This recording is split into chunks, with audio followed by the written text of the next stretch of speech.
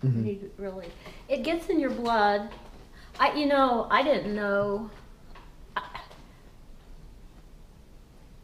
It's different for me now than when Jean was here, because Jean did the farming and I raised the kids. I made sure there's dinner on the table, the clothes were washed, and then I started working at school. I had a teaching degree and a job opened up and started working part-time, and then I got on full-time, and so he did the farming.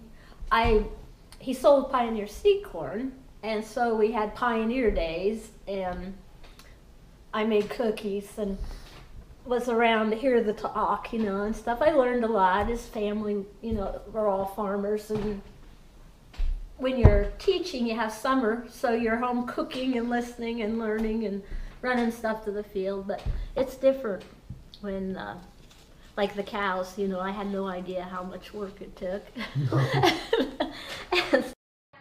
Martha lives and works on a small farm, raising a modest number of cattle and renting her field property out to other farmers and using some of the property to graze her cattle. Shanks is a member of United Trinity Parish in Hummiston, Iowa. I learned of Martha's involvement in environmental conservation by reading the local newspaper to discover that she had been recognized by the state of Iowa for her work in cooperation with the Rathburn Watershed Project in southern Iowa. I asked Martha if I could interview her for this project, and Martha, in her very humble demeanor, accepted. I read, and I just decided I better be asking some questions and finding out what I could. And done more than one thing, and sometimes you'll go in and just see if there's anything available, whether it's terracing or seeding, because there is money to help put hay crop in sometimes.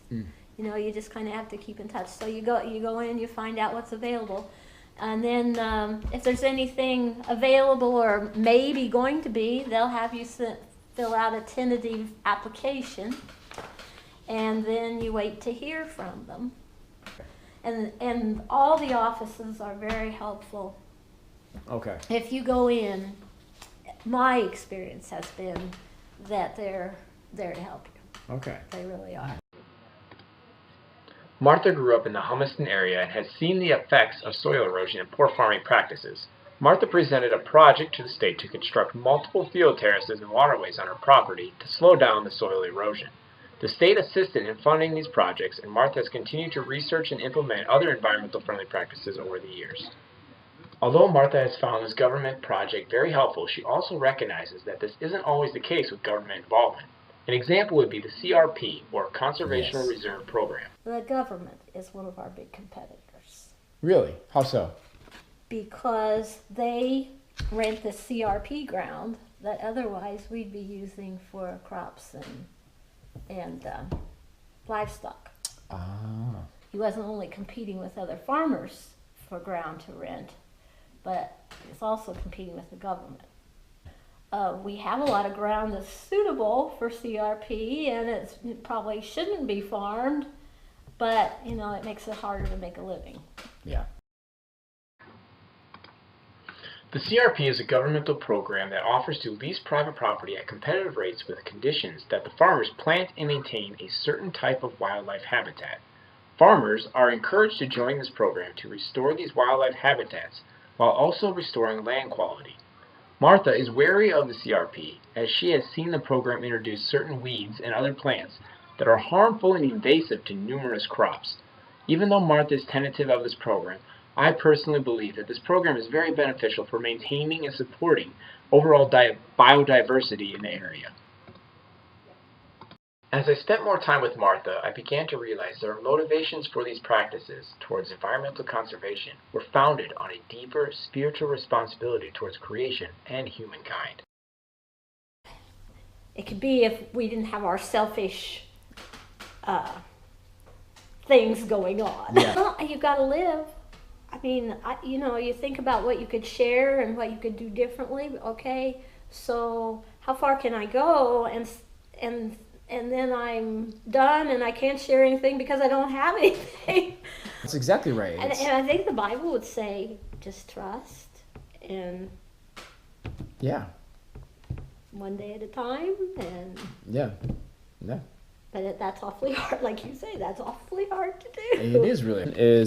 What is your understanding of what stewardship is and what we're called to do as Christians with the environment and the earth? Well, to sustain it for the future, so that people aren't going hungry. That everybody has something to eat. Okay. And by sustaining the farmland and keeping that together, so we are continuing to produce for them. I don't know what else I can No. do. You know, I don't know what better I can do. It's so complicated. It's so different here in the United States, I'm sure, than it is in other countries. And I'm sure we don't get that. I don't get that.